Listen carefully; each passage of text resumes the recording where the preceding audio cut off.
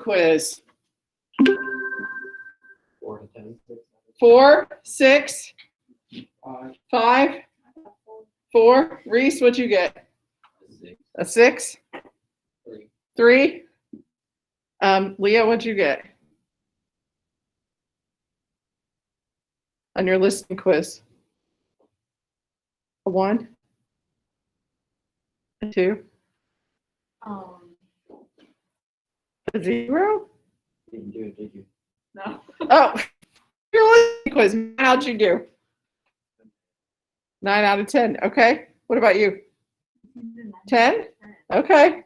And Ethan, you said you got a 6. What'd you get, Caitlin? 5? Okay. All right. So that's not bad, guy. Yeah, some of us are better listeners than others, apparently. But we're going to talk about our listening skills and why they're important. And this is in chapter 3 of the textbook. There are just some things that I want to highlight. And then what I have for you today is an online discussion. Okay, so I want you to do the online discussion today. And then on Monday, we're going to do a group discussion in smaller groups. All right, so I want you to think about, I want you to be able to compare the two things when we're done. So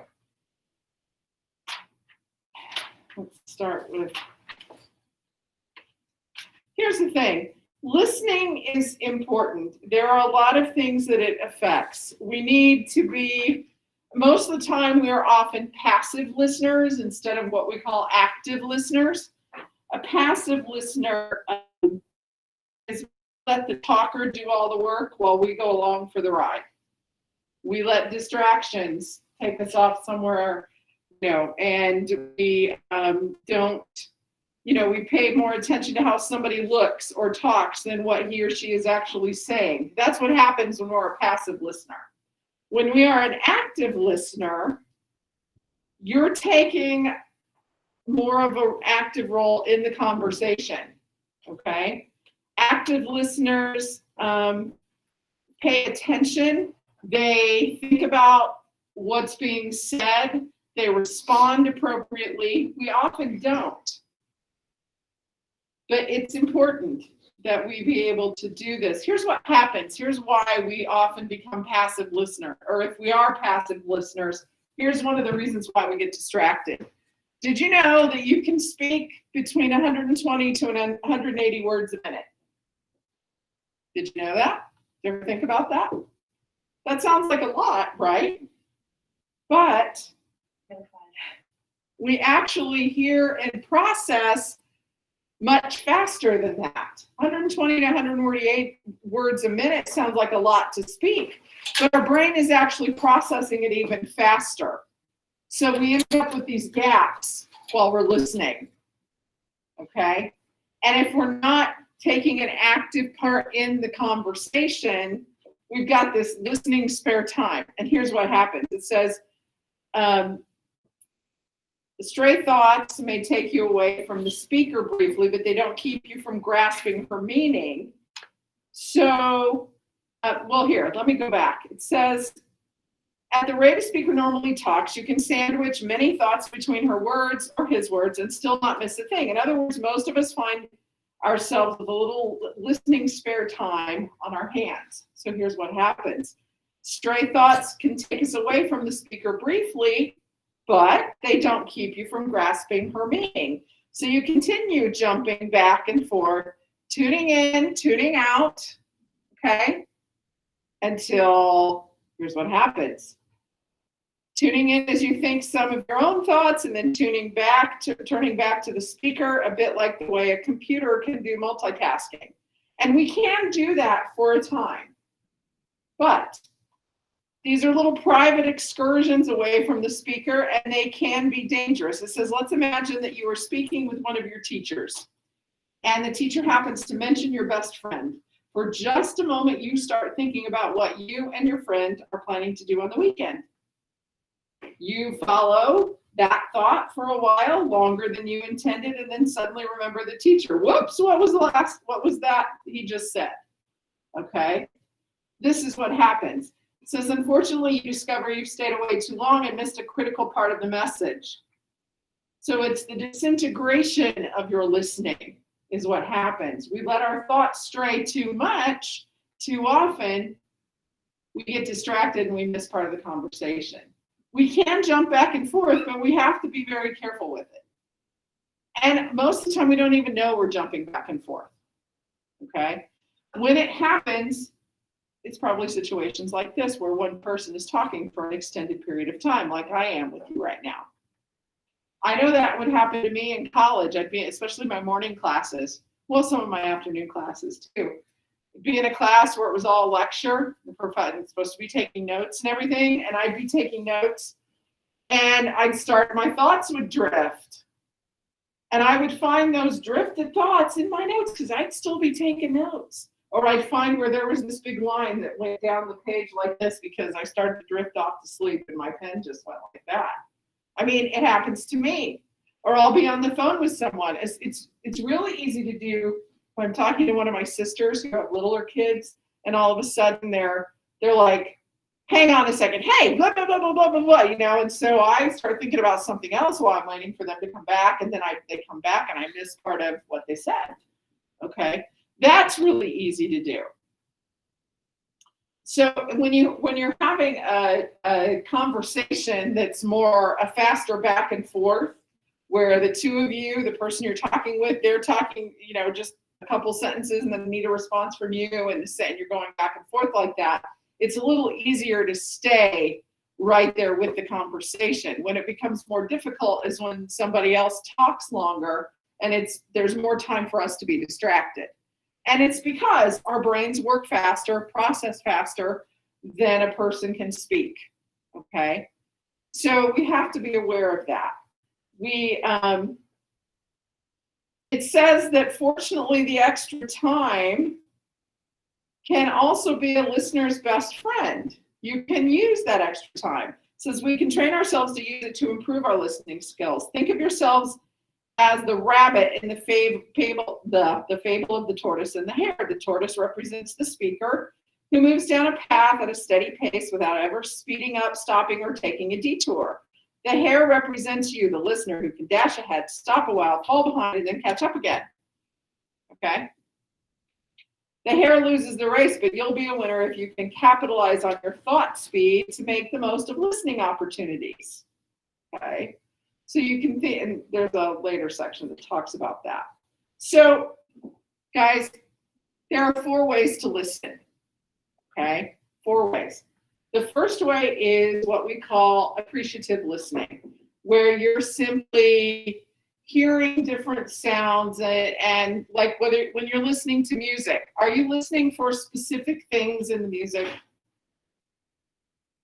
No, you're just kind of, sometimes it's just background noise, right? Or when you're outside, maybe in the summer or the fall or spring, do you ever pay closer attention to the birds and things like that? I mean, maybe you appreciate, oh, it's a nice day, I can hear the birds chirping, but are you listening for specific bird calls or anything like that? Probably not. That's known as appreciative listening, where you're enjoying the music, you're enjoying the bird song, maybe you're enjoying the wind in the trees, the leaves as they rustle. That's always nice, okay? Or you're out by a stream and you're hearing the water over the rocks and things like that. That's always a nice sound too. Or the ocean. How many of you have been to the ocean? Or at least a gulf, okay? Hearing that whoosh in and then rushing out. Whoosh. No, did I do okay with that? Did I make the right sound? But sort of, okay. That's a really relaxing sound, but we're not listening specifically for things in it. We're enjoying it. So that's appreciative listening, okay? What we want to, the next 3 are steps up from that, okay? The next step up is called discriminative listening. When we want to see one particular sound from a noisy environment, like if you're listening, you're in a group of people and you're listening for your best friend's voice or your girlfriend's voice or your boyfriend's voice. Or when you were a little kid, maybe you were in a department store and you got away from your parent, you're listening for your parent's voice, Okay, that's discriminative. I also think of, anybody ever see the show Smallville? You have, okay. Smallville was about Clark Kent when he was a Superman, when he was a teenager, but then it went on many more seasons than they expected, so they had him as an adult too. But there was some episodes, there was a whole season, his cousin, Supergirl, showed up, okay? But she wasn't used to all of their powers and abilities on Earth. And there was an episode where he's training her. She's like, there are too many sounds, and he's training her to focus in. He says, focus in on just one thing, okay? That's discriminative listening, where you're focusing in on one. Discriminative listening is good, but we need to go even further. The next one is then empathic listening. So this is usually practiced by counselors, psychiatrists, your good friends. It's when you're listening and encouraging someone to talk freely without being embarrassed about it, okay? So what we do with counselors, you're supposed to be, they try to make you comfortable so that you can talk to them freely and trust them that they're not going to make fun of you or anything like this or embarrass you. Maybe you have a friend that you can talk that way with, or a parent or an aunt or uncle or something that you're able to, you can go to them and they will empathically listen. Or maybe people come to you. And what you do is you become like a sounding board. What you do as an empathic listener is you accept what the person says, you try to understand, and you make no judgments. That's empathic listening. You listen, you try to understand, and you do not make judgments. If you can, you offer advice, okay, but without making judgments. Then the fourth one is called critical listening. This is where you're evaluating what you hear and decide if what that other person's saying is logical or worthwhile or has value. Remember, we were talking about how we want to make sure that what we say has value. Well, as a listener, you need to be able to determine that. That's critical listening. When you're listening and you're evaluating what they're saying, not evaluating how they talk or what they're wearing, but you're evaluating what they actually say and then determining, is this logical? Does this make sense? Does this have value? Okay, that's known as critical listening. All right. So listening does matter. Effective listening is important. It encourages speakers to do their best. You've probably been with a friend and maybe, you're talking and you're telling them something that's really bothering you. Can you tell when they tune out or they seem to be bored or sometimes that happens and you notice those things, or somebody doesn't really, and maybe there's lots of other stuff going on. It may not be that they don't care about what you have to say. It's just that they've got their own distractions going on. Okay. But we notice those things and we want to try and not do that to encourage students or encourage people to be able to talk to us, okay? Let's say, it's saying to the person talking that you're important and I'm interested in what you have to say, okay? And effective listening involves not only tuning into others, but tuning into ourselves as well.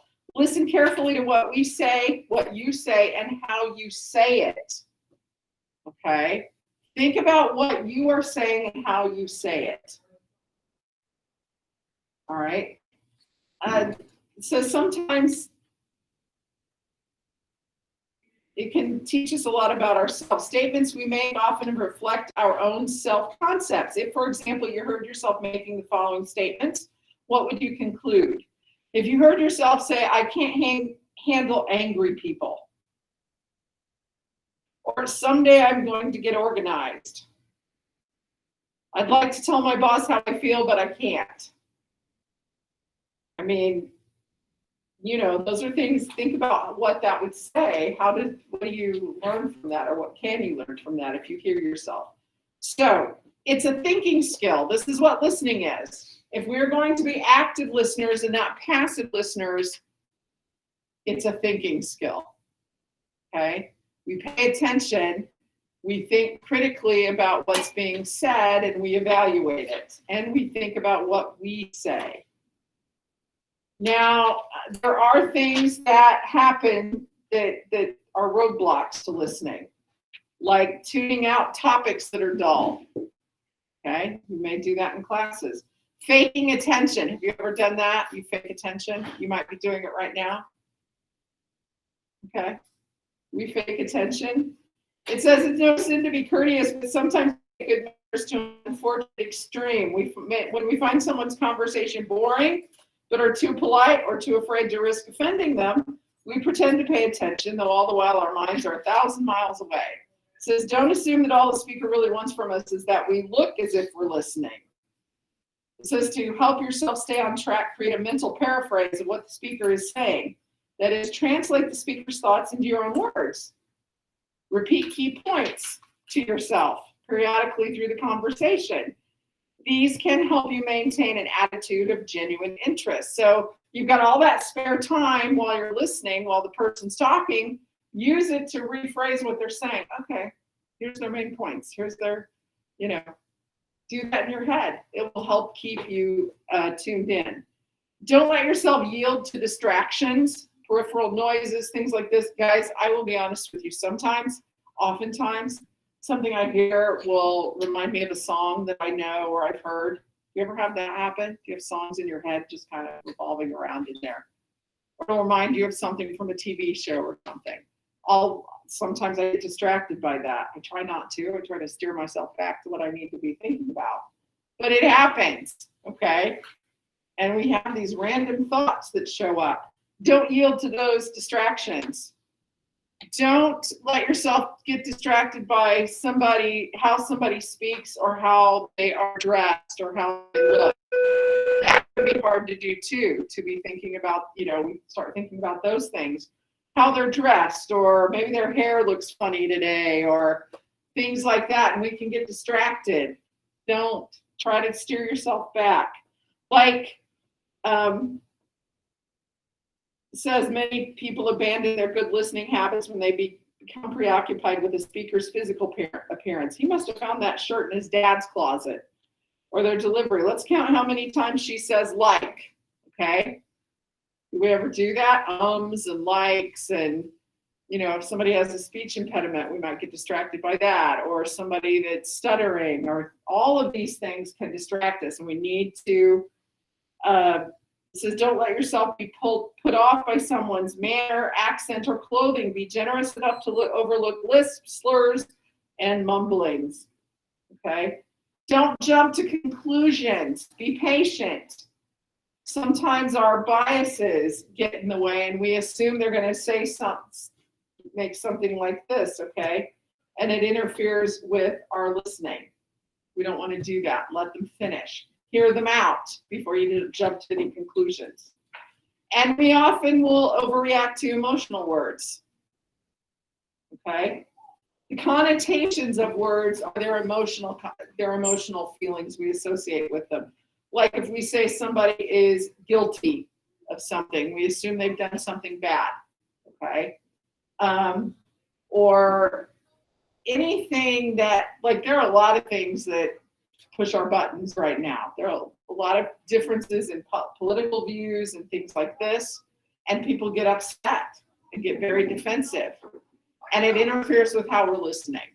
So we want to make sure we don't let ourselves get distracted by that. And interrupting, that's another bad habit some of us sometimes have. Do you ever interrupt? One of my students freely admitted second hour, I always interrupt people. If we're eager, we might be eager to say something, but we need to be careful we don't interrupt people until they're, we have to share in the conversation. Now, that's especially difficult if you have somebody who monopolizes the conversation. I have a friend from college. She and her sister and her younger brother and their mother, they're all like, they start talking and they're like, they talk so fast. And they monopolize the conversation. And that can be difficult, especially to keep yourself on what the topic is and not interrupting them when you really sometimes need to. You're trying to like, okay, let's, and I was reminded of that because over Christmas break, one of my friends, it was her birthday, her 60th birthday, and we set up a Zoom meeting since we all couldn't get together to celebrate. We set up a Zoom meeting and we invited some friends that we hadn't seen in a while or talked to in a while, and it included these two sisters. And one wasn't as bad as the other, but one of them was starting to dominate the whole situation, the whole gathering.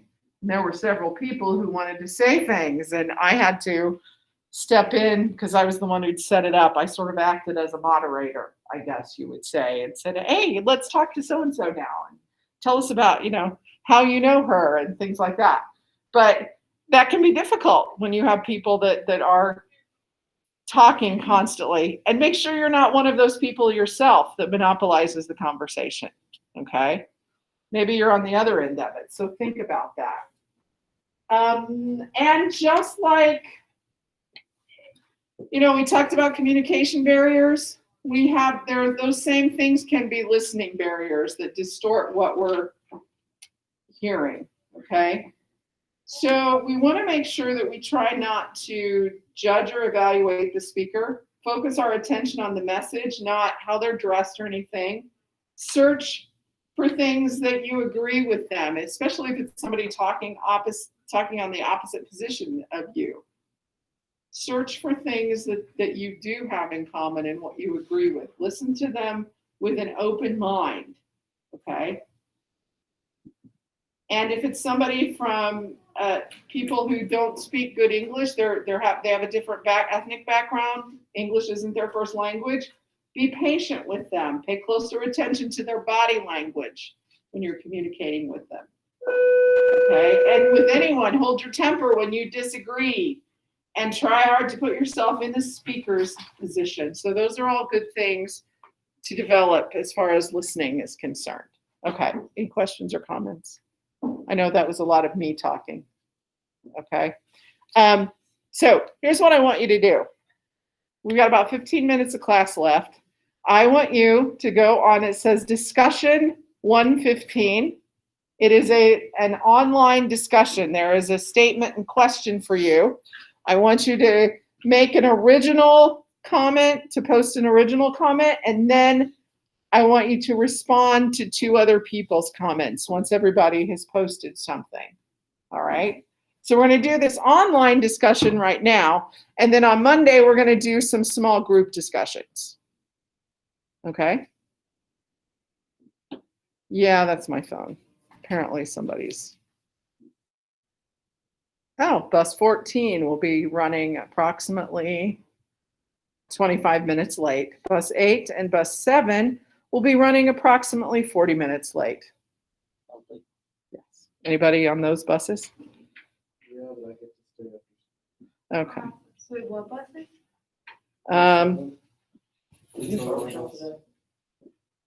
Supposed to do what? Ethan, it's Friday. Supposed to do what? I don't think. Okay. I have to start for school because we're practicing hard. No, bus 7. Okay.